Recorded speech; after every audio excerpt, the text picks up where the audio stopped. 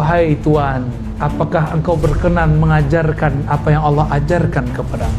Jangan ingkar kepadaku. Ini dikit-dikit beda dikit udah bid'ah, dikit-dikit udah sunnah, dikit-dikit haram. Gimana mau memahami rahasia-rahasia Khidriyah? Cuma beda kunun sama kunun aja rame. Nah ini yang mau dihancurin nih. Jadi yang ingkar-ingkar itu sisi gelapnya Nabi Musa. Ini yang mau dihancurkan oleh Sayyidina Khidir.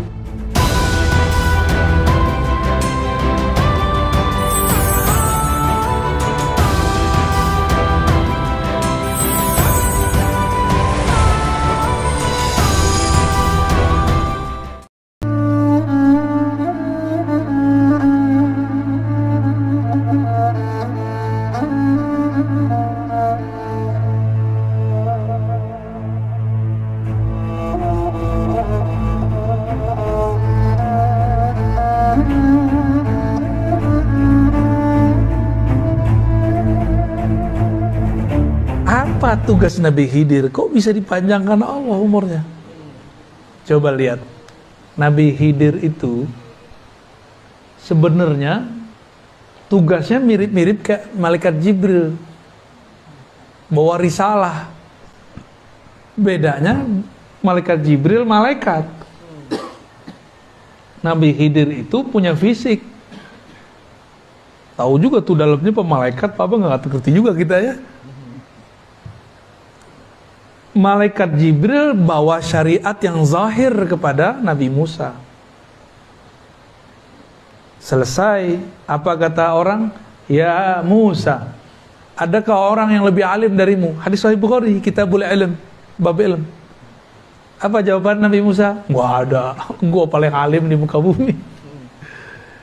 Turunlah wahyu, kan beliau ini bisa berkalam dengan Allah.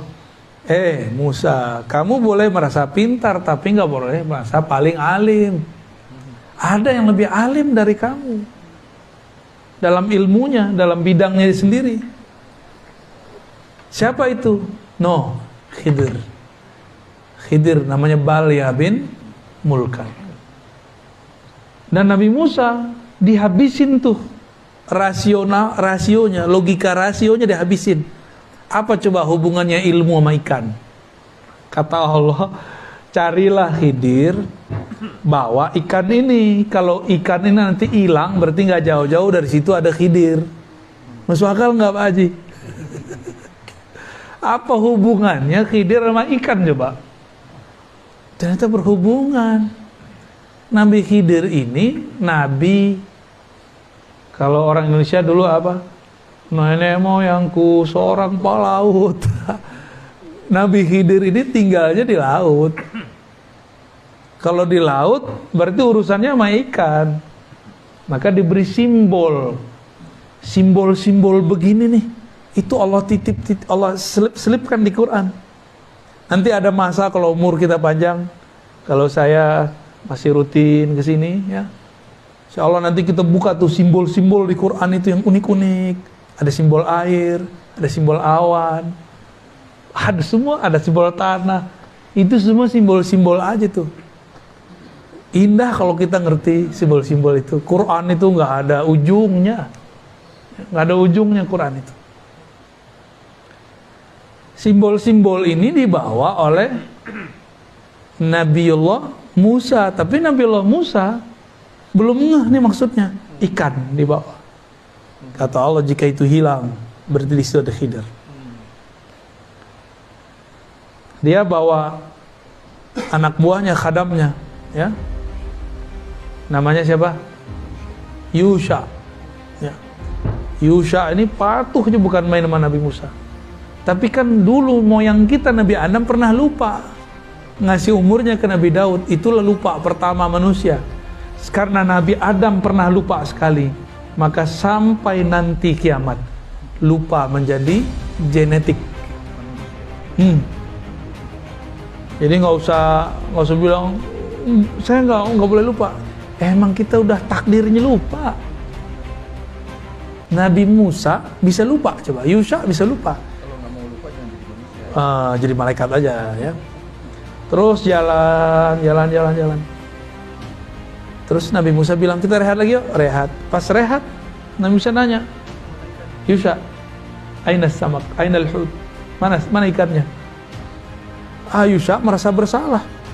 Biasa kan dia khidmah, dia bertugas. Wahai Nabi Allah Musa, saya lupa ikannya di mana. Tempatnya dibawa, ikannya nggak ketahuan. Akhirnya Nabi Musa nggak marah. Nabi Musa nggak marah, karena nggak boleh marah. Ini lagi belajar hidriyah nih, nggak boleh marah-marah. Ya, itu Nabi Musa lagi masuk ke thariqat hidriyah kalau bahasa kita zaman ini. Ya, karena mau belajar risalah yang diturunkan Allah ke Nabi. Ya, saya ulang tadi, ada Jibril di langit, ada Khidir di bumi. Ini membawa risalah langit, ini membawa risalah bumi, sama. Cuma bedanya, ini risalah langit itu isinya hukum normatif syariat, syariat yang zahir, sedangkan Nabiullah Khidir itu dapat risalah batin. Dapat risalah batin. Kejadian setelah kejadian, itu yang dibahas oleh beliau. Jika ada suatu kegiatan, apa ujungnya? Ujung-ujungnya ini yang menjadi syariatnya Nabi Khidir. Nabi Musa nggak marah, Nabi Musa mengatakan, ya udah kita balik. Ini Nabi Musa loh, berproses loh belajar. Masa kita nggak berproses? Ya. Dan itu lama sekali. Sampai kemudian ketemu, jadi dia udah sekalian kali berhenti. Ketemulah tempat berhenti yang pertama. Ternyata itu ikan sudah nggak ada dari tempat itu. Dia udah bawa-bawa aja tuh tempat kan. Yusha ya. Disitulah kemudian yang mengatakan, oh di sini. Ya udah, dia tunggu. Nggak lama habis itu datang Nabi Khidir. Nabi Khidir mengatakan, kita buat kontrak belajar dulu ya. Kamu nggak bakal sanggup lah. Nabi Khidir langsung hantam dia. Satu logika, apa hubungannya ikan sama Khidir, dihabisin tuh. Yang kedua, Nabi Khidir kemudian hancurkan egonya Nabi Musa. Apa kata Nabi Khidir? Kamu nggak bakal ngerti. Disitulah Nabi Musa merendah. Ya, wahai Tuhan, apakah engkau berkenan mengajarkan apa yang Allah ajarkan kepadamu? Nah, dibuatlah kontrak belajar. Oke, jangan ingkar kepadaku. Nah, inilah ilmu Khidiriyah. Ilmu Khidiriyah itu jangan gampang ingkar. Ini dikit-dikit beda dikit udah bid'ah. Dikit-dikit udah sunnah. Dikit-dikit haram. Gimana mau memahami rahasia-rahasia Khidiriyah? Cuma beda kunun sama kunun aja rame. Ya, cuma beda zikir jahar nggak jahar aja rame. Gimana mau memahami Khidiriyah? Gitu. Paham? Ini mulai nih, ya. Sudah mulai nih. Nabi Musa sempat akan berpikir suuzon kepada orang. Ini yang mau dipapas, mau dihabisin oleh Nabi Khidir. Beliau ketemu anak kecil dibunuh. Apa kata Nabi Musa? Nabi Musa kan seorang qadhi, hakim, sekaligus penyidik. Oh, dulu lengkap semuanya kerjaan beliau. Nyeletuk, biasa, udah nyidang orang berkali-kali. Ya, jadi kayak pesilat, jurusnya udah otomatis. Nyeplos sudah. Hei, kenapa engkau membunuh nafsan zakiyah? Jiwa yang masih kecil, masih suci. Nabi Khidir langsung, tuh kan, gue bilangin, ente gak bakal paham, gak bakal sabar, gak bakal sanggup. Nabi Musa kemudian, oh ya maaf. Berarti Nabi Musa, ini pelajaran buat kita semua. Jangan menghukumi berdasarkan yang terlihat. Lain yang dilihat, lain kejadian sebenarnya. Berikut besok. Nah, itu bukan besok. Di kisah yang saya dapat dari guru-guru saya, itu bukan 3 kejadian itu. Antara satu kejadian ada kejadian kecil-kecil. Dan itu lamanya 6 tahun. Perkiraannya. Lamanya 6, nyantri kepada Kiai Khidir. Kiai Musa nyantri ke Kiai Khidir. Nabi Musa nyantri kepada Nabi Khidir. Masya Allah, Nabi masih belajar. Antum Nabi nggak? Hah? Udah Nabi belum? Masa nggak mau belajar, belagu amat ya? Saya kan kuliah lah, kuliah kan dulu, kuliah akal, kolbunya udah kuliah belum? Ruhnya udah kuliah belum? Alkinnya nanti ya? Belum sekarang. Sabar dulu ya. Saya talqin itu ngitung ahwal kolbu aja, nggak bisa dibuat-buat. Kadang sekali ketemu jadi, kayak kita kemarin ke Kalimantan. Ternyata itu murid Abah Gurus kumpul semua, mereka udah biasa. Jadi jangan dibanding-bandingin sama antum, orang baru hijrah kemarin sore.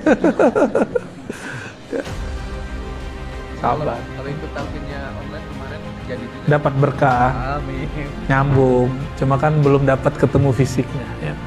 Nabi Khidir di saat berikutnya menghancurkan kapal-kapal, berikutnya bantuin orang tapi nggak minta upah. Nabi Musa ingkar terus. Nah ini yang mau dihancurin nih.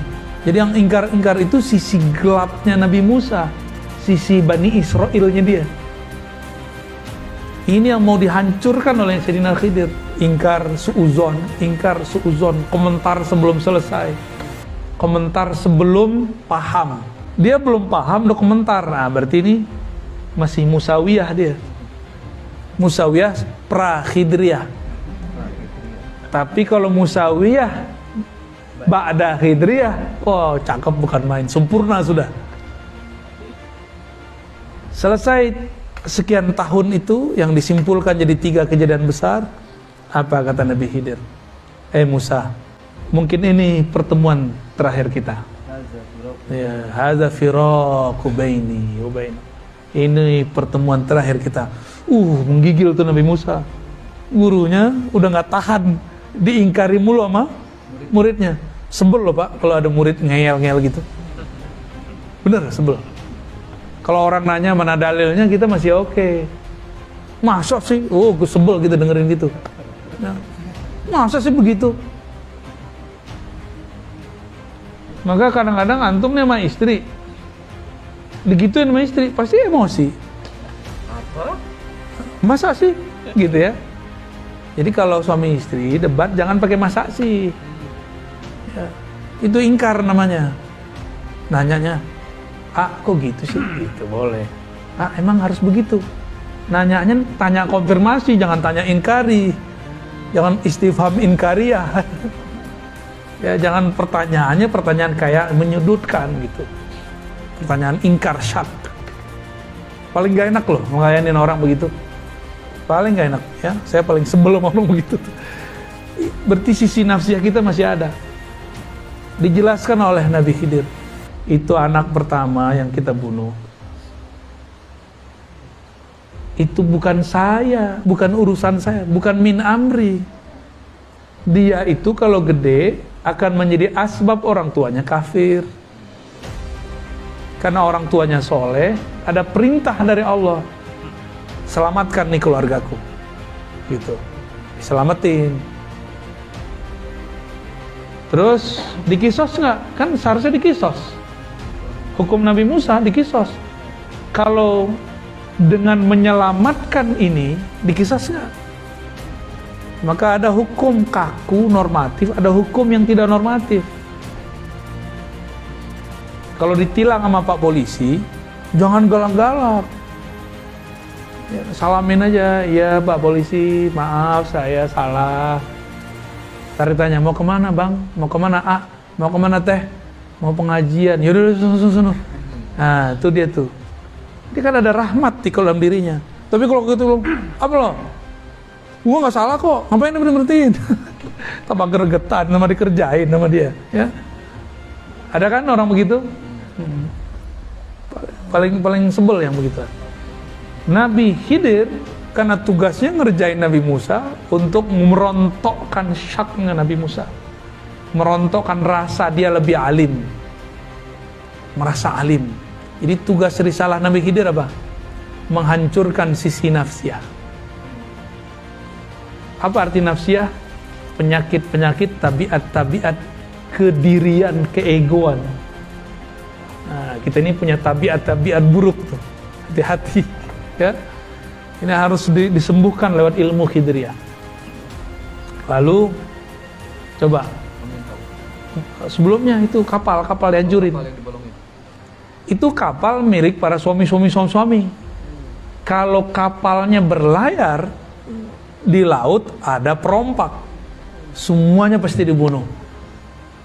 Kalau orangnya mereka berlayar semua, matilah semua suami-suami, maka istri-istri menjadi janda. Mending janda bakal ada yang ngawinin lagi. Ini nggak ada yang mau ngawinin aja, nggak ada. Semuanya mati. Maka takdirnya digeser. Jadi ilmu Nabi Khidir tadi tidak ingkar, menghancurkan syak, menghancurkan nafsiyah. Yang keempat, menggeser takdir. Jadi takdir bisa digeser. Takdir bisa seharusnya Indonesia ini udah hancur Pak dari kemarin. 2019 udah kayak Taliban gitu udah kayak Afghanistan, hancur udah. Perang saudara gitu, udah kayak Suriah seharusnya 2019 kemarin. Ini kalau ngitung takdir Pak, ngitung takdir.